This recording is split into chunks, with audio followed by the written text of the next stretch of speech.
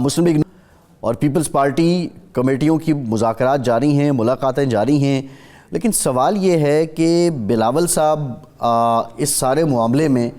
اس طرح شریک نظر نہیں آ رہے ہیں۔ آصف زرداری نے جو ساری کمانڈ ہے وہ اپنے ہاتھ کر لی ہے۔ آپ سمجھتے ہیں کہ کسی ٹائم میں ہم گڈ کاپ بیڈ کاپ کا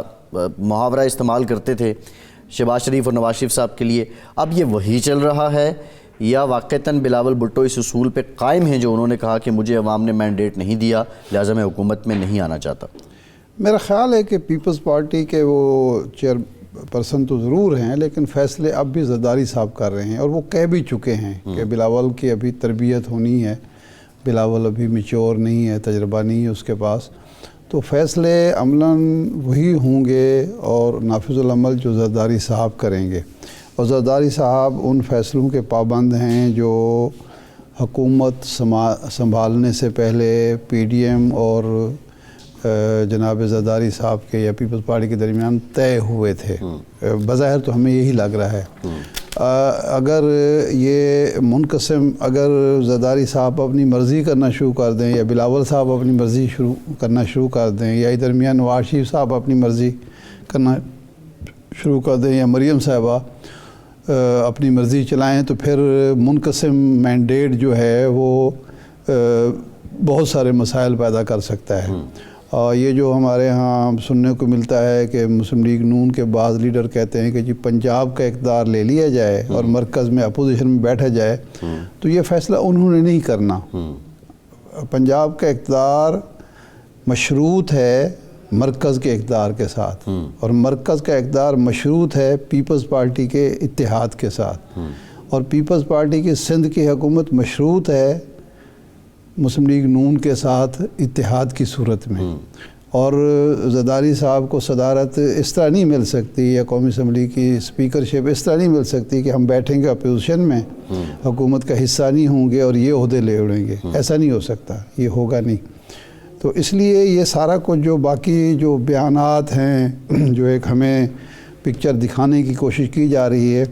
یہ اب ہماری سادگی یا سادہ لوہی ہوگی کہ ہم اس کو سچ ماننا شروع کر دیں۔ جی صحیح ہے۔ دوسری طرف سنی اتحاد council, G P T A کے اب لوگ ظاہر ہے سنی اتحاد کونسل کے بینر تلے ہوں گے۔ یہ ارشاد صاحب کیونکہ MWM کا جب نام سامنے آیا تھا تو اس پہ جو پی ٹی اے کے ریلیشنز یا پاکستان کے جو ریلیشنز دیگر ممالک کے ساتھ، اس پہ بھی ایک مختلف رائے پائی جاتی تھی، اور پی ٹی آئی نے کہا کہ ہم اس کو ری وزٹ کریں گے۔ اب ری وزٹ کیا، سنی اتحاد کونسل انہوں نے کر لیا۔ آپ سمجھتے ہیں کہ یہ ٹھیک فیصلہ ہے یا کوئی آپشن تھا ہی نہیں؟ مجلس وحدت المسلمین اتحادی ہے پی ٹی آئی کی، اب بھی وہ اس اتحاد کا حصہ ہے، لیکن ایشو تھا کہ چونکہ پی ٹی آئی کے پاس انتخابی نشان نہیں ہے تو اس کو وہ سیٹیں نہیں مل سکتی جو حصہ بقدر جثہ اس کا حق بنتا ہے، مخصوص سیٹیں، اقلیتوں کی سیٹیں، خواتین کی سیٹیں، ٹیکنوکریٹ کی سیٹیں۔ تو اب ان کی مجبوری تھی کہ وہ ایک تو رؤف حسن صاحب جو ان کے سیکرٹری اطلاعات ہیں، انہوں نے حماقت کی، ایک وہ نظریاتی گروپ جو پی ٹی آئی نظریاتی ہے اس کے ساتھ، ہاں بیٹسمین، وہ مطلب ایک آدمی آپ سے کئی سال پہلے اختلاف کر کے بیٹھا ہوا ہے، الگ بنا کے بیٹھا ہوا ہے، اور آپ اس سے اتحاد، میرے خیال اختر ڈار نام ہے ان کا صاحب، اختر اقبال ڈار صاحب جو ہیں وہ، خیر اب بھی اس کے بعد وحدت المسلمین کا بین الاقوامی دیکھیں، یہ تو ہمارے مجلس وحدت المسلمین سے پہلے جو ان کی پیشرو جماعت تھی اس کے ساتھ زرداری صاحب بھی اتحاد کرتے رہے ہیں، اور جناب شہباز شریف صاحب، نواز شریف پنجاب حکومت میں، مرکزی حکومت میں شریک رہے ہیں، تو یہ مسئلہ کوئی بین الاقوامی سطح پر کبھی نہیں اٹھا۔ ایشو تھا یہاں جو پی ٹی آئی کے لوگ آزاد حیثیت میں منتخب ہوئے ہیں اور ان کے تعلق بعض ایسے علاقوں سے ہے جہاں کچھ مسائل ہیں مسلکی، جی تو ان کی ریزرویشن تھی کہ جی آپ ہمیں یہاں جانے پر مجبور نہ کریں، اس پارٹی میں جانے پر مجبور نہ کریں، بلکہ میرا تو خیال ہے کہ اس سے پہلے ہی ان کو یہ سوچنا چاہیے تھا۔ سنی اتحاد کونسل تو بڑے عرصے سے صاحبزادہ حامد رضا پی ٹی آئی کے ٹکٹ پر الیکشن لڑ رہے تھے، اور وہ پی ٹی آئی کی حمایت سے جیتے ہیں اور راجہ ریاض صاحب کے صاحبزادے کو انہوں نے ہرایا ہے. اگر راجہ صاحب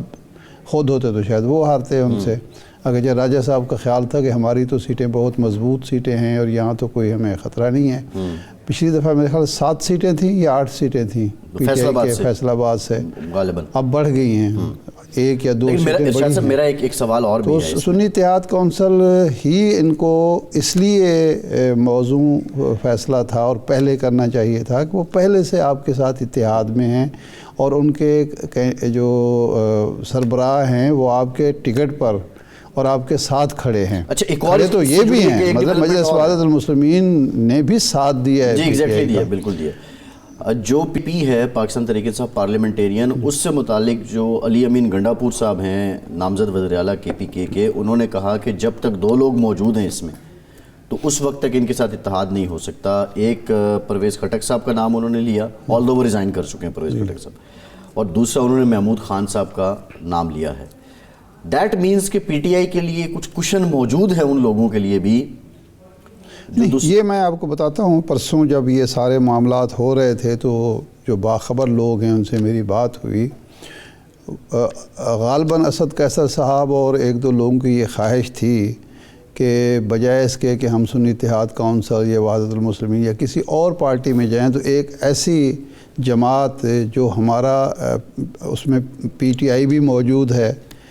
اور پارلیمنٹرین کے اضافہ ہے اور ہمارے ہی سابقہ ساتھی ہیں, تو اسی اتحاد کے لیے جناب پرویز خٹک صاحب کو مجبور کیا گیا کہ وہ بنیادی رکنیت سے استعفیٰ دیں. جی, اور وہ مستعفی ہو گئے پارٹی کی سربراہی سے بھی, بنیادی رکنیت بھی چھوڑ دی. یعنی پی ٹی آئی میں واپس آنے کے لیے, یہ چل چکے نہیں, واپس آنے کے لیے نہیں, اس پارٹی کے ساتھ اتحاد کرنے کے لیے کہ پی ٹی آئی پارلیمنٹیرین اور پی ٹی آئی کا اتحاد یقینی بن سکے یا اس کے لیے سازگار راہ ہموار ہو. تو محمود خان نے کہا کہ جی آپ الگ ہو جائیں, وہ الگ ہو گئے. محمود خان نے اس الیکشن کے دوران اگرچہ بغاوت کی تھی, ادھر گئے تھے, عمران خان کے خلاف کوئی بات نہیں کی, بلکہ وہ کہتے تھے کہ میں ان کا ساتھ رہا ہوں تو یہ نمک حرامی ہوگی کہ میں ان کے خلاف بات کروں. ٹھیک ہے, لیکن خان صاحب نے میرے خیال اس کو بھی قبول نہیں کیا. صحیح, ٹھیک ہے. اسمبلی کے پہلے اجلاس سے قبل, قومی اسمبلی کے پہلے اجلاس سے قبل اب یہ سارا جو جوڑ توڑ ہے وہ جاری ہے. مسلم لیگ نون اور پیپلز پارٹی کی جو کمیٹیاں ہیں ان کے درمیان جو مذاکرات کا 5واں دور ہے وہ چل رہا ہے. اسلام آباد میں منسٹر انکلیو میں اسحاق ڈار صاحب کی رہائش گاہ پہ یہ جو ملاقاتیں ہیں وہ جاری ہیں, اور اب جو ٹرمز آف ریفرنسز ہیں, شرائط ہیں, معاملات ہیں حکومت بنانے کے لیے وہ طے کیے جا رہے ہیں. دوسری جانب پاکستان تحریک انصاف نے سنی اتحاد کونسل کے ساتھ باضابطہ جو پارلیمانی اتحاد ہے وہ کر لیا ہے, اور اب جو پی ٹی آئی کے حمایت یافتہ آزاد امیدوار تھے وہ سنی اتحاد کونسل میں اس کے بینر تلے پارلیمنٹ میں اپنی نمائندگی کریں گے. دوسری جانب عمر ایوب بھی اس وقت اپنا جو کانفیڈنس ہے وہ شو کر رہے ہیں وزیر اعظم بننے کے لیے. مسلم لیگ نون کا جو کیمپ ہے اس کے جو اندرونی اجلاس ہیں اس میں بہت سے رہنماؤں نے اس بات پر اختلاف کیا کہ ہمیں حکومت میں جانا چاہیے. جو کلیدی رہنما ہیں ان کا یہ رائے تھی کہ مسلم لیگ نون کو اپوزیشن میں ہی بیٹھنا چاہیے. لیکن یہ سوال بہت اہم ہے. پاکستان